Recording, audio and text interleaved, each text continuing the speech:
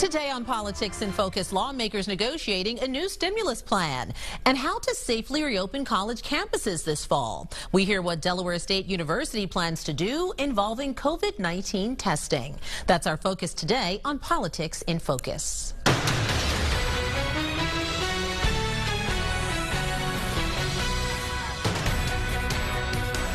Thank you so much for being with us. I'm Jennifer Lewis Hall. A focus for many people in the Delaware Valley and really across the country is, of course, the possibility of getting more help for themselves and their families amid the COVID-19 pandemic. Well, as negotiations between the White House and congressional leadership continues on Capitol Hill, both sides are looking for consensus on the next COVID relief package. A major sticking point, negotiations thus far have been the extension of federal unemployment benefits. They expired last Friday. Our Washington correspondent Morgan Wright reports on the battle between Democrats, Republicans, and the White House. With extra unemployment benefits already expired, Democrats say they're united in their efforts to bring them back. At least for the next several months, if not longer, until this economy recovers. Connecticut Senator Chris Murphy says the increased consumer spending created by the benefits is staving off an economic disaster. Not only are people going to go hungry, literally, but the entire economy will collapse. Murphy rejects the GOP plan to cut the federal unemployment benefits by $400 per week, but says finding an alternative plan is difficult. We just don't even have anybody to negotiate with on the Republican side yet because they're so all over the map. Senate Democratic leader Senator Chuck Schumer says negotiations are progressing, but still have a long way to go. There are lots of things that we're still divided on, and we're not close to an agreement yet. Treasury Secretary Steven Mnuchin says there are areas of agreement. Things like the PPP, I think there's enormous bipartisan support. Things about checks in the mail. But major roadblocks remain. Democrats right now are insisting on over $1 trillion to the state and local governments. That's something that we're not going to do. I'm not optimistic that there will be a solution in the very near term. Lawmakers only have a week to strike a deal before running into a scheduled month-long recess. Reporting in Washington, I'm Morgan Wright. Well, joining us now to talk about the impact to our region, the Tri-State, is Dan Hernandez, certified financial planner with Lincoln Investment. Hey, Dan. Good morning, Jennifer. How are you? I'm doing well. Thank you for being with us. Well, nationally, we've seen record numbers when we talk about unemployment claims, and the impact in our area. Now, nationally, before we get to the local impact, I saw that nearly about 50 million Americans have reportedly filed for unemployment, and obviously here, a number of people in need of those funds as well. Yeah, we recently broke a 15-week string where the filings got lower and lower for 15 consecutive weeks, and now the last couple of weeks, the unemployment filings nationally have gone up.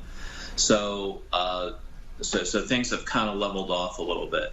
Nationally, we're sitting at about 11% unemployment. Pennsylvania, as of June, is a little higher, probably closer to 13.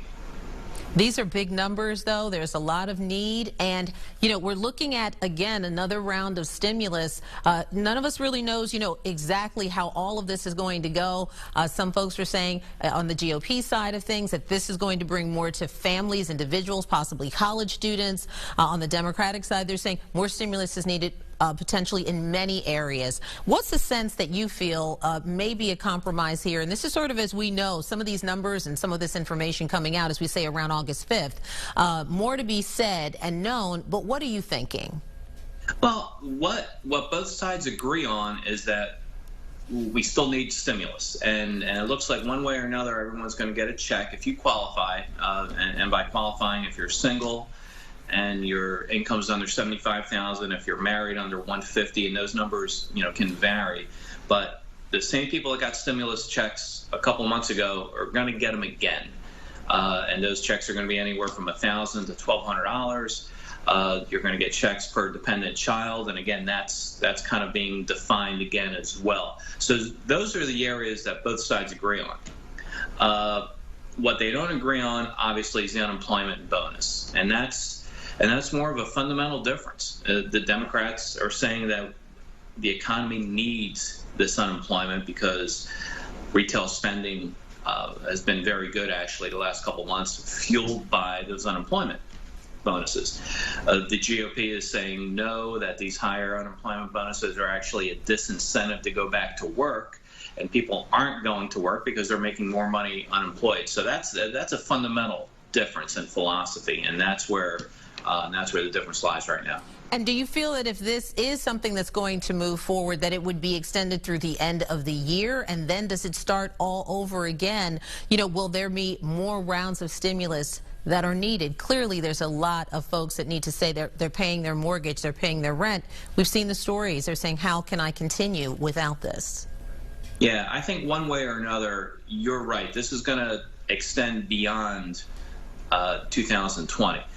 The current package will probably extend it through the end of the year, and then there'll be more meetings and more stimulus. But just fundamentally, looking at the unemployment numbers having leveled off, a lot of these jobs just aren't coming back.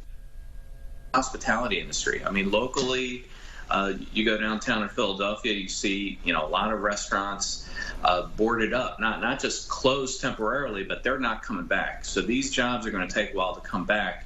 And I don't think economically we're going to be out of the woods, by January 1st. So there'll probably be more.